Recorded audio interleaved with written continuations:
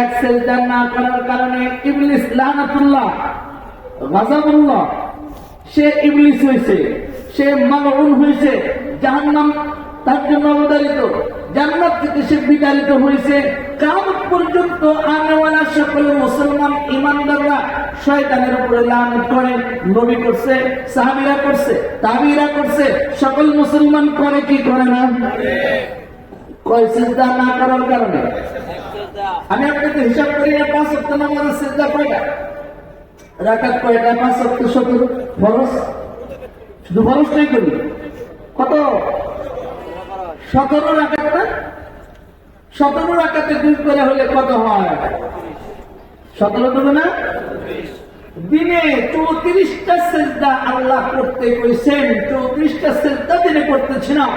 7 বছর হায়াত পাইলাম, 12 বছর বয়সে বালক হইলাম, এরপরে প্রায় 70-এর কাছাকাছি সময় আমার পার হইল, আমি একদিন একটা সিজদা করলাম না, এক ওয়াক্ত নামাজ পড়লাম না।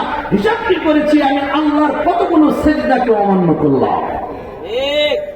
এক সিজদা অমান্য করলে যদি ইবলিস হয়, দৈনিক 36টা হিসাব করলে, 34টা হিসাব করলে বছরে কতটা হয়? 1 যুগে কতটা হয়? 60 বছরে কতটা হয়? 70 বছরে কতটা হয়?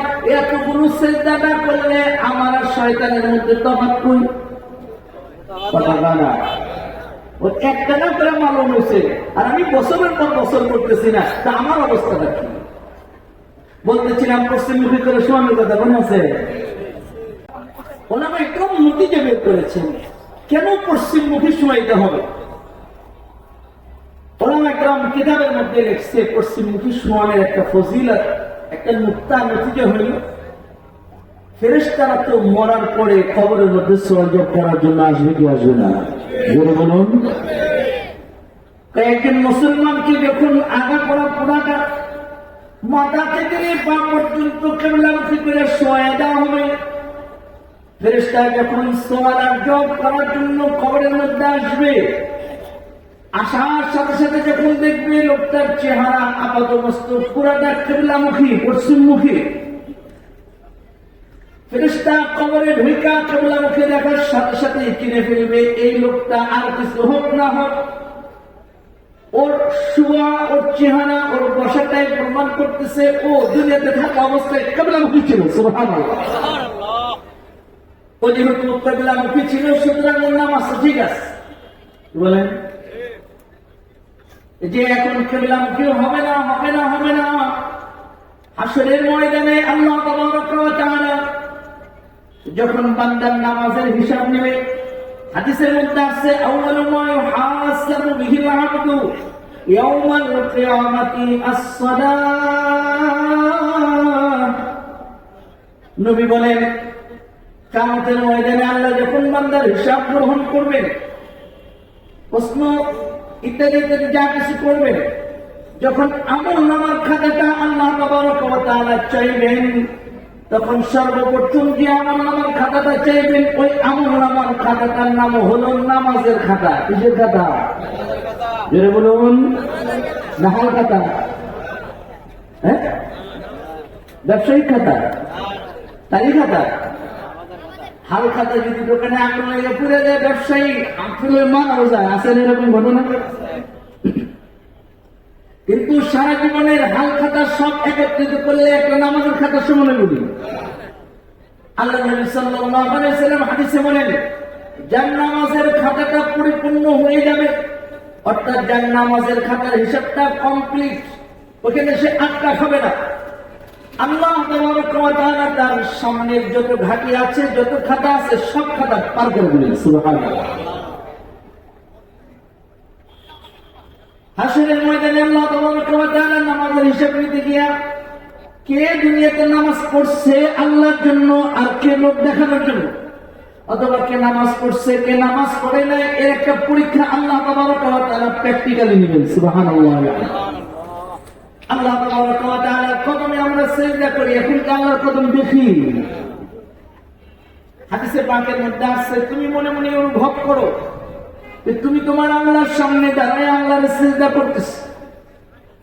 বুজুর্গানে দিন সিজদা করেছেন এবং তার অনুভব করতেন সিজদা যাওয়ার পরে আল্লাহ তাবারাক ওয়া তাআলা কুদরতি হাত বান্দার পিঠের মধ্যে লাগায় আল্লাহ তাবারাক ওয়া তাআলা বলতেছেন, বান্দা আমাকে সিজদা করেছো, কেন করেছো?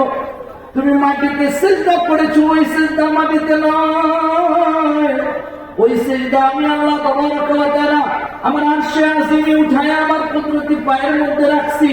বলো তোমার পিঠের মধ্যে আমি আদর করে হাত লাগাই বলতেছি, কি চাও আমার কাছে? বান্দা তুমি নামাজে চাইবে, আমি আল্লাহ আসমান থেকে সঙ্গে সঙ্গে দিয়ে দিব। আল্লাহু আকবার। ওই পরীক্ষাটা আল্লাহ তাবারাক ওয়া তাআলা নেবেন। দুনিয়াতে বান্দা নামাজ পড়ছে না পড়ে নাই, আল্লাহর জন্য পড়ছে না লোক দেখানোর জন্য পড়ছে, আল্লাহ পরীক্ষা নেবেন। কেমনে নেবেন? নামাজের হিসাব দেওয়ার জন্য মানুষজন যখন কাতারে দাঁড়াবে, আল্লাহ বলবেন পরীক্ষাটা হলো এই যে আমি আমার কুদরতি পাটা দিয়ে দিলাম, দুনিয়াতে আমার পা দেখো নাই, অনুভব করে করে সিজদা দিয়েছো, আজকে আমার কুদরতি পাটা তোমার সামনে দিলাম, এবার তুমি সিজদা করো। সুবহানাল্লাহ। ভাই ও সিজদা করি কার জন্য? কার জন্য? কার জন্য? আল্লাহ তাবারাক ওয়া তাআলা এবার সিজদা করার জন্য যখন কুদরতি পাটা বের করে দিবেন, হাদিসের কথা বলছি, বান্দা যারা আল্লাহর জন্য সিজদা করেছে, নামাজ পড়েছে আল্লাহর জন্য, নিয়মিত নামাজি ছিল, আল্লাহর জন্য নামাজ পড়েছে, ওই বান্দা সহজে আল্লাহ তাবারাক ওয়া তাআলার কুদরতি পায়ের মধ্যে সিজদা দিয়ে প্রমাণ করতে পারবে সে আল্লাহর জন্য নামাজ পড়েছে। সুবহানাল্লাহ। এবার আল্লাহ বলবে তুই পাস, যা, তোর হিসাব লাগবে না, অন্যান্যকে আমি খালি দেখবো, সাইন দিয়ে দিব, প্রথমটা পাস, এবার তুই চলে যা। সুবহানাল্লাহ। আর যে বান্দা আল্লাহর জন্য নামাজ পড়ে না, মানুষকে দেখানোর জন্য পড়ে, মানুষ আমাকে বড় হাসি বলবে এই কারণে পড়ে, বড় নামাজি বলবে এই কারণে পড়ে, আল্লাহর জন্য পড়ে না অথবা নামাজ পড়েই না, এরকম লোকগুলা সিজদা দেওয়ার জন্য মাথাটা নোয়া নিতে চাইবে, কোমরটা ভাঁজ করতে চাইবে, কিন্তু আল্লাহ কোমরটাকে এমন শক্ত করে দিবেন আর সে কোমর বাঁকা করতে পারবে না, সিজদা করতে পারবে না। তাহলে বলুন তো, সিজদা দুনিয়াতে করলে পরকালে সিজদা করা যাবে, না করলে কি করা যাবে? এই জন্য সিজদা করা দরকার আছে না নাই? কয়টা করতে হবে? 5 বার গিয়ে গিয়ে হিসাব করে করবেন, 5 ওয়াক্ত নামাজে কয়টা সিজদা হইল? ইবলিস কয় সিজদা মানে নাই? কয়টা? আল্লাহ বলছেন ফাসাজাদু, তোমরা সকলে সিজদা করো ইল্লা ইবলিস। ইবলিস কি করে নাই? সিজদা করে নাই। কয়টা? কতক্ষণ না কয় সিজদা করে নাই? এক সিজদা না করার কারণে ইবলিস লানাতুল্লাহ গাযাবুল্লাহ, সে ইবলিস হয়েছে, সে মালউন হয়েছে, জাহান্নাম তার জন্য অবধারিত, জান্নাত থেকে সে বিতাড়িত হয়েছে। কিয়ামত পর্যন্ত আনেওয়ালা সকল মুসলমান ইমানদাররা শয়তানের উপরে লানত করে, নবী করছে, সাহাবীরা করছে, তাবিঈরা করছে, সকল মুসলমান করে কি করে না? কয় সিজদা না করার কারণে। আমি আপনাকে হিসাব করি না, 5 ওয়াক্ত নামাজের সিজদা কয়টা? রাকাত কয়টা? 5 ওয়াক্ত 17 ফরজ, শুধু ফরজটাই করি। কত? 17 রাকাত না? 17 রাকাতে 2 করে হলে কত হয়? 17 দেবে না? দিনে 34টা সিজদা আল্লাহ করতে কইছেন, 34টা সিজদা দিনে করতেছি না। 60 বছর হায়াত পাইলাম, 12 বছর বয়সে বালক হইলাম, এরপরে প্রায় 70-এর কাছাকাছি সময় আমার পার হইল, আমি একদিন একটা সিজদা করলাম না, এক ওয়াক্ত নামাজ পড়লাম না। হিসাব কি করেছি? আমি আল্লাহর কতগুলো সিজদাকে অমান্য করলাম। এক সিজদা অমান্য করলে যদি ইবলিস হয়, দৈনিক 36টা হিসাব করলে, 34টা হিসাব করলে বছরে কতটা হয়? এক যুগে কতটা হয়? 60 বছরে কতটা হয়? 70 বছরে কতটা হয়? এতগুলো সিজদা না করলে আমার আর শয়তানের মধ্যে তফাৎ কই? কথা না, ও একটা না করে মালুম হয়েছে, আর আমি বছরের পর বছর করতেছি না, তা আমার অবস্থাটা কি? বলতেছিলাম পশ্চিমমুখী করে শোয়ানোর কথা মনে আছে? এবার ফেরেশতা যখন দেখবে ও কবরের মধ্যে ঢুকে যে পশ্চিমমুখী হয়ে গেছে, ওর অসুবিধা নাই তো, আমরা মরার পরে নামাজ পড়ি আর না পড়ি, আপনারা হুজুরের কবরের পাশে জানান না জানা, আমরা কাজে যাত্রা মোড়া ও কাজের কাজে করে কবর তোলে মানুষকে সময়ও, ও তো সুন্নত জানে, ও তো মাথা না ঘুরলেও ঠেলে চাপায় ঘুরাই দেয়, কবর এভাবে করে যাতে কেবলামুখী হয়ে কি করুন লাগে সময় লাগে। তো আমি তো কবরের ভিতরে কেবলামুখী হয়ে সময় তাহলে স্টাইলে আমরা দেখবোই জানি পশ্চিম মুখী মানুষ, কি বলেন? এত সোজা। হযরত খাদিজাতুল কুবরা রাদিয়াল্লাহু তাআলা আনহা 3 নাম্বার, এটা রাখলাম বলবো। 3 নাম্বার কথা বলছে, ইয়া রাসূলুল্লাহ সাল্লাল্লাহু আলাইহি ওয়াসাল্লাম, 1 নাম্বার টুপা দিলেন, 2 নাম্বার কবরে আপনি আমাকে নামাইবেন, আমার চেহারাটা কেবলামুখী করে দিবেন, আমার চেহারাটা কেবলামুখী করে দিবেন। কোন জায়গায় ফেরাওয়াইতে দুর্বল লেওয়াইতে পাওয়া যায়, এটা হাদিস হিসেবে হবে গ্রহণযোগ্য নয় যে হযরত খাদিজাতুল কুবরা রাদিয়াল্লাহু তাআলা আনহার চেহারা মুহাম্মদুর রাসূলুল্লাহ সাল্লাল্লাহু আলাইহি ওয়াসাল্লাম কিবলামুখী করে আর চেহারাটা ঘুরে যায়। চেহারা কিবলামুখী করে আর কি করে? মুহাম্মদুর রাসূলুল্লাহ পেরেশান, আমার খাদিজার চেহারা আমি কিবলামুখী করে দেয়, কিন্তু খাদিজার চেহারাটা কিবলামুখী থাকে না। ঘটনা কি? উপরের সাথে কানেকশন হয়েছে, রাওয়ায়াতটা দুর্বল যায়িফ। আল্লাহ নবী সাল্লাল্লাহু আলাইহি ওয়াসাল্লামের কাছে ইলহাম চলে আসছে, উপর থেকে কে যেন বলতেছে, তুমি তো খাদিজার চেহারাটা ঘুরাইয়া দাও কিবলামুখী। খাদিজা এতটা মুসলমান, বড় মুসলমান, এতটা নবীর সেবক, এতটা তার মালের দ্বারা ইসলামের উপকার হয়েছে, মুহাম্মদ সাল্লাল্লাহু আলাইহি ওয়াসাল্লাম খাদিজার চেহারাটা আল্লাহমুখী হয়ে গেছে। সুবহানাল্লাহ। 3 নম্বর কথা খাদিজা রাদিয়াল্লাহু তাআলা আনহা বলছিলেন, বলবো। 2 নম্বর বলছে, কবরে নামাইবেন আপনি চেহারাটা কেবলামুখী করবেন, আমি আপনি নামাজ না পড়া আমার চেহারা কেবলামুখী করে দিলে এই কি কেবলামুখী খেয়ে দিলে বলো? খাদিজাটা যদি না থাকে, ফেরেশতারা যখন কবরে ঢুকে যখন দেখবে যে মৌলবী এই সাধারণ জনগণ, ওর মুখটা ওর চেহারাটা কেবলামুখী, বোঝা যায় ও কেবলামুখী মানুষ ছিল, দুনিয়ার পশ্চিমমুখী মানুষ ছিল, যাও ওর হিসাব লাগবে না, সময় যে কম করে বেরো, ও না পারলে ও পার করে দিয়ে বোঝাইতে যেতেছে ও নামাজ দিয়ে। সুবহানাল্লাহ।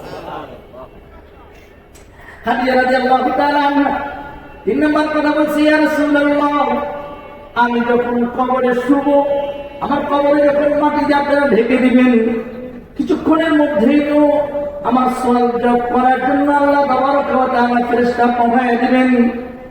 আমি যদি ভয় পেয়ে আমার সওয়ালের জবাবগুলো ভুলে যাই, আপনি আমার স্বামী মুহাম্মদুর রাসূলুল্লাহ মেহেরবানি করে আপনি একটু আমার পক্ষ থেকে জবাবটা দিয়ে দিন। রাসূলুল্লাহ সাল্লাল্লাহু আলাইহি ওয়াসাল্লাম বলেন, খাদিজা পাগল হয়ে যেও না, পাগলামি করো না খাদিজা। একজনের সোয়ালের জবাব আর একজন দিতে পারে না, একজনের সোয়ালের জবাব আর একজন দিতে। প্রধানমন্ত্রী নিয়ে আসে খানা হয়েছে না, মৌলানা জসিমউদ্দিন সাহেব খানা হয়ে গেলে নিয়ে আসে, একজনের সোয়াল জবাব একজন দিতে পারে না। তোমার কবরের সোয়াল জবাব তোমাকে করতে হবে, তোমাকে দিতে হবে। আমি মুহাম্মদুর রাসূলুল্লাহ তোমার কবরের সোয়াল জবাব দিতে পারবো? আমি বুঝাইতে চাই, আপনাদেরকে বলতে চাই, মুহাম্মদুর রাসূলুল্লাহ সাল্লাল্লাহু আলাইহি ওয়াসাল্লাম নবী না, বড় না ছোট? কত বড়? সবার বড়। গোটা পৃথিবীতে যত নবী এসেছেন 16 লক্ষ বলা হয় মতান্তরে, এই 16 লক্ষ পয়গম্বর নবীর কাছে জিবরিল যতবার আসছে, আমার নবীর কাছে তার চেয়ে বেশি আছে। সুবহানাল্লাহ। এত বড় জালিলুল কদর নবী, যাকে কাফেররা প্রশ্ন করে আটকায় দিলে আসমানের মালিক আল্লাহ তাবারক ওয়া তাআলা প্রশ্নের উত্তর শিখিয়ে দেয়। সুবহানাল্লাহ। ওই যে আসরের পরে বয়ান করলো মাওলানা আব্দুর রহমান হুযাইফা, আমার ছাত্র, ও রূহ সম্পর্কে আলোচনা করছে। ইয়াসআলুনাকা আনির রূহ কুলির রূহু মিন আমরি রাব্বি। কাফেররা আটকায় দিতে চাইছে, রূহটা কি? আল্লাহ জবাব শিখিয়ে দিছে, রূহ মিন আমরি রাব্বি, এটা আল্লাহ তাআলার আদেশ। কখন দিয়ে আইব, কখন দিয়ে যাইব কেউ ধরতেও পারবে না, টের পাইবে না। যতক্ষণ থাকবো ততক্ষণ তুমি মানুষ, যখন চলে যাবে তখন তুমি মানুষ আর না, তুমি এখন লাশ। কথা বলে দিতে রাসূল সাল্লাল্লাহু আলাইহি ওয়াসাল্লাম এত বড় জালিলুল কদর নবী, সব নবীদের সরদার, যিনি জান্নাতের ফিতা না কাটলে কেউ জান্নাতে ঢুকতে পারবে? জয় বলুন। আমাদের নবী উনি যদি ফিতা কেটে জান্নাতে না ঢোকেন, আর কোন নবী ঢোকার অনুমতি, ওনার পরে অন্যান্য নবীরা ঢুকবেন। ওনার পরে উম্মতদের মধ্যে সর্বপ্রথম যারা ঢুকবেন তারা হলেন আপনারা। সুবহানাল্লাহ। মুহাম্মদ রাসূলুল্লাহ সাল্লাল্লাহু আলাইহি ওয়াসাল্লামের উম্মতরা উম্মত হিসেবে জান্নাতে যারা প্রবেশ করবে তাদের প্রথম কাতারে থাকবে উম্মতে মুহাম্মাদি। সুবহানাল্লাহ ওয়া বিহামদিহি। আমরা কত দামি এটা তো বুঝি। এবার মুহাম্মদ রাসূলুল্লাহ সাল্লাল্লাহু আলাইহি ওয়াসাল্লাম বলেন, খাদিজা পাগলামি করো না, তোমার প্রশ্নের জবাব আমি দিতে পারবো না। মুহাম্মদ রাসূলুল্লাহ জান্নাতের সন্তান, উনি যদি জান্নাতের ফিতা না কাটে জান্নাতে কেউ ঢুকতে পারবে না। উনি মাকামে মাহমুদ ওয়ালা, উনি আল্লাহর সাথে কথা না বললে কেউ কথা বলতে পারবে না। ওই নবী বলতেছে, খাদিজা পাগলামি করো না, তোমার সওয়ালের জবাব আমি দিতে পারবো না, তোমাকেই দিতে হবে। যদি খাদিজার সওয়ালের জবাব তার স্বামী মুহাম্মদ রাসূলুল্লাহ না দিতে পারে, আপনার সওয়ালের জবাব কি আপনার ইমাম সাহেব দিতে পারবে? কথা বলুন, দিতে পারবে? আপনি ছেলে হাফেজ বানাইছেন, হাফেজ ছেলে দিতে পারবে? ছেলে আলেম বানাইছেন, আলেম ছেলে দিতে পারবে না? কেউ দিতে পারবে না। সুতরাং আমার কবরের সওয়ালের জবাব আমাকেই যেহেতু দিতে হবে, তো প্রস্তুতি নেওয়ার দরকার আছে না নাই? ওই যে বলতেছিলাম, মুহাম্মদ রাসূলুল্লাহ সাল্লাল্লাহু আলাইহি ওয়াসাল্লাম বলছেন, তোমরা যখন তোমার ভাইয়ের জানাজা পড়ো, তখন তোমরা তার জন্য দোয়ার ব্যবস্থা করো, দোয়া করো। দোয়াটা করবো একেবারে দিন মন দিয়া। আমি আমার আলোচনা দীর্ঘ করছি না। মহতারাম হযরত মাওলানা জসিমউদ্দিন আল হাবিব সাহেব এসেছেন, দেখবেন কি আগুন ঝরে আর কি মায়া বের হয়, সুরের মূর্ছনায় নারায়ণ তাকবীর দেওয়ার জন্য প্রস্তুত থাকেন কিনা? নারায়ণ তাকবীর দেওয়ার জন্য প্রস্তুত আছেন তো ইনশাআল্লাহ? এখন আপনাদের মাঝে গুরুত্বপূর্ণ আলোচনা করবেন হযরত মাওলানা জসিমউদ্দিন আল হাবিব দামাত বারাকাতুহু, খতিব আজিমুস শান জামে মসজিদ